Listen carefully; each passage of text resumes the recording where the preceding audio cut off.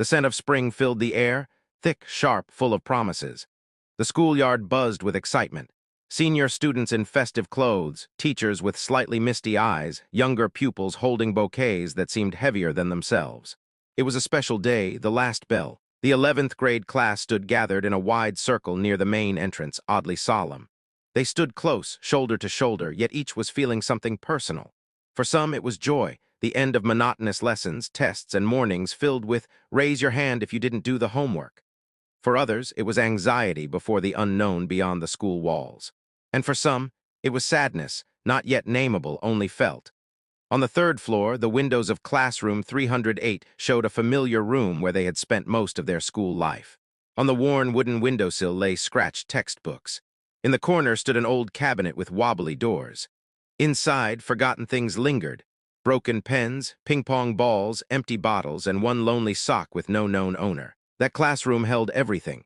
First bad grades written in tears of frustration. First top marks unexpected like a spring thunderstorm. First love, silent, shy, hidden between the desk and the window.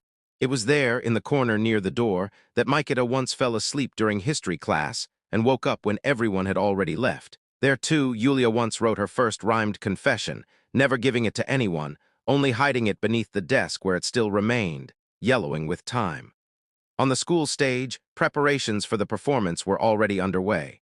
First graders practiced their lines, forgetting every third word.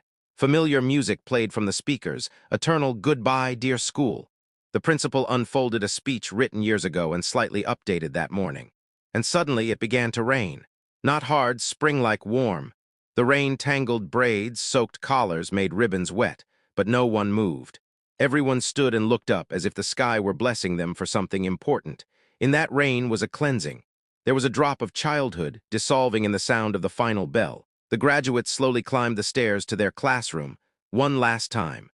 They walked through the familiar hallway where portraits of Ukrainian writers had always hung, never changing. They passed the medical room where they faked headaches before tests. They passed the gym where they kicked balls and scraped their knees. The classroom, someone had written in big chalk letters on the board, "We will come back." The words hung in the air. Each student stepped up and signed their name beside them. It was a kind of vow not to forget who they had been, not to lose those who had been beside them during their most important years.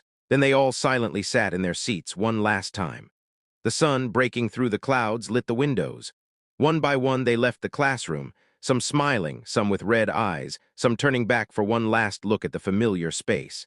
The school bell rang for a long time. Its sound echoed in their hearts like a tender memory that would stay with them forever. In classroom 308, everything grew quiet again. Only the chalk on the board still clung for now. "We will come back."